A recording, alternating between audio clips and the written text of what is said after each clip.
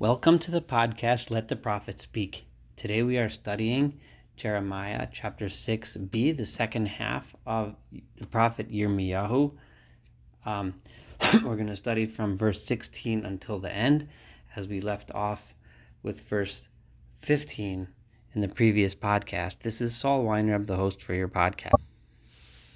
In the first half, we read more of the prophet's criticism of the people, and we ended off with the statement that the people aren't even embarrassed, aren't even ashamed. And when you get to the level where you're not even ashamed of the evil that you're doing, and you're not even embarrassed, and you justify everything, that it becomes impossible or almost impossible to repent and to turn around. The idea that the people had the chance and have the chance and can turn around and can make themselves better and can improve, but choose not to, is one which repeats itself over and over again. And to that extent, the theme what we're about to study now, starting in verse 16, is similar. So let's read verse 16. Ko amar Adonai, so says God, imdu al hadrachim. This is God speaking through his prophet directly to the people. Imdu al dirachim. Stand on the roads, uru'u, and watch. God is asking the people to learn. When he says the roads here, he means the pathways of history, as we'll see soon. He doesn't mean literally the roads. He means, look where things go, look where things lead, look where things come from. Uru'u, and see with your own eyes. Vishalu, and ask linasivos olam. Ask regarding the pathways of the world. Ask about how the world works. This is very reminiscent of what we found in Isaiah and Yeshayahu, chapter 46, verse 9, and in several other places. I'm just thinking of this one, where God beseeches the people, Zichru rishonot me'olam. Remember the original things, the days of history from the days, Ki anochi el ve'eno, that I am God and there's none other than me. In other words, you can look at history and you could learn on your own. Ezeh derech, back to Jeremiah now. What is the derech hatov? What is the good path, the good and proper path? Uluchuva, and go on it. God is saying we have that access on our own. We can look around us, we can learn. And then umitzu margoa lenafshechem. You will find rest, you will find peace, you will find margoa as a powerful peace, like as he translated, as a tranquility for your souls. You can find it. However, vayomru, you said, lo nelech. Or they said, actually, we will not go. We will not go to the road, so to speak. We will not look. We will not try to learn from history, from the wisdom of the past, to learn on our own. So, what did I do? God said, if you're not going to go look, if you're not going to learn on your own, even though you can and even though you should, this is verse 17, alechem tzofim. I set tzofim, those that can see, those that look out. In other words, I sent you prophets. I sent you people, Jeremiah himself, and Isaiah, and Micah, and Amos, and all of the prophets. I sent them to you. And I also gave you sounds. I sounded warnings. Hakshivu kol shofar. I asked you to listen to the sounds of the blowing horn, the blowing shofar, which was supposed to awaken you from your sleep. You didn't look on your own, but at least you could have listened to my prophets, Vayomru, but they said, Lo nakshiv, we will not listen. So I gave you the opportunity. God is saying, don't tell me when I punish you that you never had an opportunity to learn. You did. You could have learned on your own and you didn't. And then I went out of my way to teach you and you didn't. And then I went out of the way to sound warnings and you still didn't listen. Therefore, Lachain, verse 18, Shimu Agoyim, listen, all of you nations. It is interesting that God turns to the nations of the world as almost as if the nations of the world will look at the destruction of God's people and say, why is God destroying his people? This is how I kind of imagine it, and we found this in the prophets several times, that God speaks to the world to justify his punishment of the Jewish nation. And the people are saying, well, they're the ones that worship you. They go to the temple. They bring the sacrifices. They're the ones that believe in God. Why are you punishing them? But God is now telling the entire world this is why. And also, Udi'i Eda, and you, the community of God, the people themselves, the Jewish people, they know very well as Hasharbam, that which is within them. They know the sins that they have. They understand, they know, because I told them, right? Because I've been telling them through the prophets what their sins are. So they know. And not only that, God continues in verse 19, Shim'i haaretz, listen to the land. It's as if the entire nature is looking, why are you punishing these people? These are the people of God. But no, listen, land. This is the reason why God says, "Hine anochi, behold, I am bringing evil upon this nation. Pri machshivosam. This is the fruit of their thoughts. This is because of their evil plans, their bad ways. This is the fruit. This is what happens when you turn in the wrong direction. Ki al dvarai lo ekshivu. They did not listen to my word when I spoke it to them. Just like I said, V'Torah si, and my Torah, which they could have learned and studied on their own. They did not listen to that either. Vayimasufa, and they were disgusted with it. They threw it out. They rejected it. And therefore, this is the reason for the punishment. And then God says the key thing: you entire world, you're looking at these people and thinking, yeah, they worship God, so they should be okay. Why are you punishing them? Their worship is completely meaningless. Lama lezeli livona mishavatavo. What is it that they do to worship me? They bring me incense and burn it in the temple, and they bring fancy incense from a faraway country of Shiva, which is somewhere deep into Africa. They bring all these fancy things. This is what I need. I need this. What do I need this for? God says, "V'koneh hatov," and the good koneh is some kind of a reed or a stick that burns in the incense, and it makes it smell really nice. Me'eretz merchak, they bring it from a faraway place. This glamorous stuff.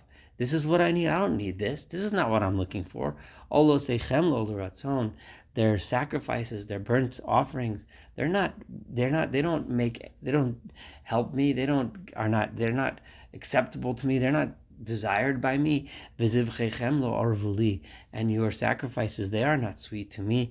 This is obviously very reminiscent again of Isaiah chapter 1, verse 11, where we find kind of a little bit more famous verse, but it's the same idea. Lama li rov zivchechem yomar Adonai.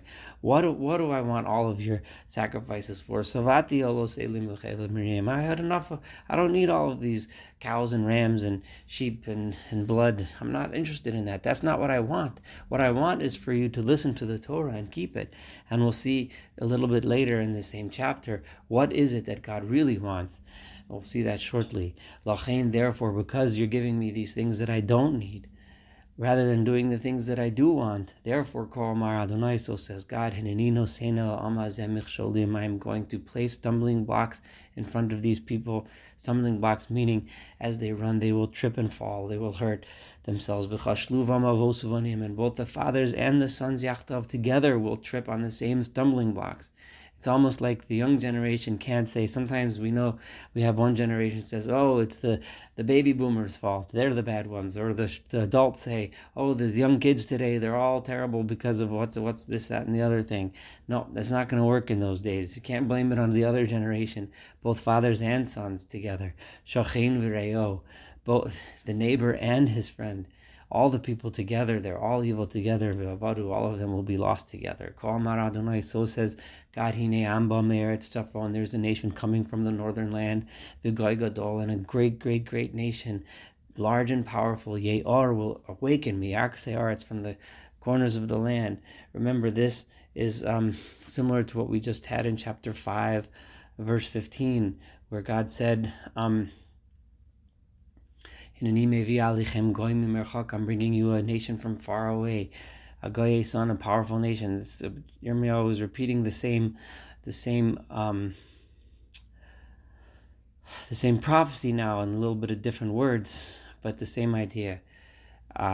It's the verse 23. Keshes v'chidon, they're going to hold weapons of war. Keshes is a bow, and kidon is a spear that is thrown. Achzorihu v'lo yirachemu is a nation of cruelty. They will not have mercy upon you. They will make noise. Kolam kayam yehemel, like the sea they will cry out. V'yalsusim yirkavu, they will ride on powerful horses. Oroch ki'ish l'muchama, they are set up like a man for war. In other words, the horses will be armored and powerful. Alayach bastiona, will set them upon you, daughter of Zion. Shomanu es shomo, we have heard the news that they're coming, that they're on their way. Rafu Yodenu, and our hands are soft with fear. We're terrified of this nation coming when we heard the scouts telling us that they're on their way. Tzora hechazikasnu, we have been overtaken by by suffering. Chil kayaleda, we are afraid and frightened like a woman about to give birth, who's frightened and scared of the uncertain future. Al Taitz Uasodeh, God warns the people in verse 25, don't go out to the field because the enemy is going to be there. Hide. Uvaderech al telechu. Don't think you can run on the roads because they're going to catch you on the roads. Why? Ki cherev l'oyev. The enemy has swords, mogor misoviv, and he is awfully fearful and awesome and terrifying, and so from all around you. Bat ami, the daughter of my nation, chigri sak, dress in sackcloth, his balshiba efer, and cover yourselves in ash. Evel yachid asilach. You make for yourself the mourning, the type of mourning that one mourns in a singular, unique way. This is also translated by some of the translators as being yachid, the type of mourning that is so awful that one has over their only child. That's the kind mispad tamurim, the bitter crying, and the bitter mourning that one has in the most bitter circumstances. Why? Kifisom, because soon, very soon, and very suddenly, Yavo Hashoded Aleinu, the marauder, the one who is coming to destroy and destruct and plunder, is coming upon us. These next several verses is God speaking to the prophet, and before reading it, I want to go back a little bit to the beginning of chapter 5, 5 verse 1. If you recall, in 5:1, God told the prophet, go look in the streets and tell me, search in the streets, tell me if you find someone who is trustworthy, find someone who is just, and I will forgive them. And God commands the prophet to look, to search, to find. And the prophet keeps on trying, Jeremiah keeps on trying to find the righteous, to teach the people to turn in the right way. He's like the one who's trying to fix them, but he just can't. No matter how much he looks, he can't find someone. He can't find people who are righteous, who are just, who can justify saving the people. This next 4 verses uses a different metaphor, and it's a metaphor of one who is in refines metal. And when you refine, there's different types of metals. You have to understand, there's silver and gold are considered fine, precious metals, and when one melts it down, one gets a pure, beautiful metal, a precious metal. Copper and iron can be used to make something strong, something destructive, to make bronze in order to make weapons of war, but they're considered harsh metals. Lead was used as a purifier, as a metal that was run, that the smelters used to melt with the other metals in order to remove the impurities. But those impurities could only be removed from the precious metals like silver and gold, but not from copper and iron. So knowing this, we can understand these next 4 verses. Now, this first verse 27 is translated in many different ways. The traditional translators, commentaries, have understood these words different than the way I'm going to read them. But but the more modern scholars and some of the translators have understood it the way I'm about to read them, and the way I'm about to read them really flows and makes sense and defines one full unit. So I'm going to read it this way, and then afterwards I'll mention some of the other more traditional ways. As follows: Bachon nisaticha ve'ami mivtzar. Now, the word mivtzar usually means a fortress, and that leads the traditional commentaries to translate this verse very differently. However, we do find the word bet tzadiresh, mivtzar or botzer, as a ingot or a piece of pure gold. We find that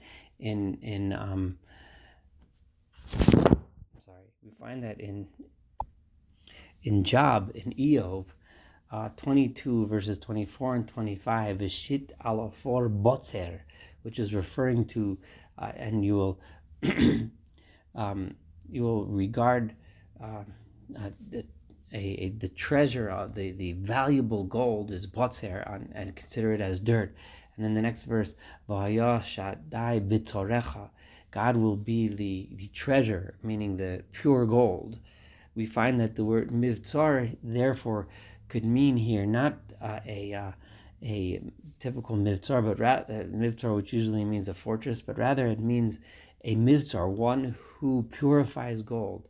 And bachon therefore would be an assayer, one who purifies metals. Now, when you first read this pasuk and you hear me, if you have a more traditional background, you might wonder why I'm translating it this way, but you'll understand very soon exactly why. Bachon nisaticha v'ami mivtzar would mean, I, God, have made you Yirmiyahu. And all the commentaries agree that this is God talking to Yirmiyahu, the prophet himself. I have made you in my nation like an assayer, one who refines metals. I have made Viteda, and you should know. And you can search out and test and find the ways of these people. Remember, as I just told you from the beginning of verse 5, I have made you the one to search the people out and to find them. And what have you found? Kulam sorei sorim. They are all stubborn and defiant pieces of impurities that within the metal. They are all holchei rachil. They are all in what way are they stubborn? What is the sin that they have? They are holchei rachil. They are people that go around to holchei rachil is the paradigm and we find in the Torah of one who tells stories and gibbers and jabbers one person to the other. That's the kind of people that they are, constantly backstabbing and telling stories about one to the other.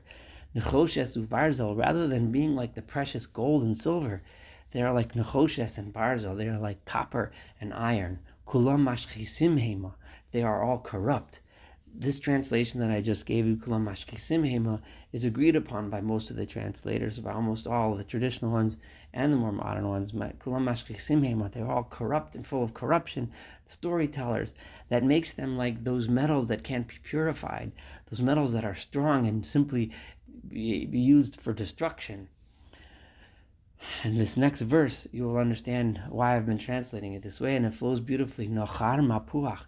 You are the bellows, the one that blows the air and heats up the fire. Me'esh tam ofores. And what happens is what kind of blowing? You're blowing from the fire, the flame, the heat, the pure lead that you're putting in there in order to remove the impurities. However, lashov tzaraf tzarov. For nothing, for naught, you are trying to purify. The purifier of the metals is trying to purify them. You, the prophet, are like the bellows trying to breathe air onto the fire to build it up, to make it burn, in order to purify it, in order to teach the people to do better. However, viraim lo nitaku, the verse ends. You can't get rid of the bad ones. You can't get the people to turn around. You can't get the people to change.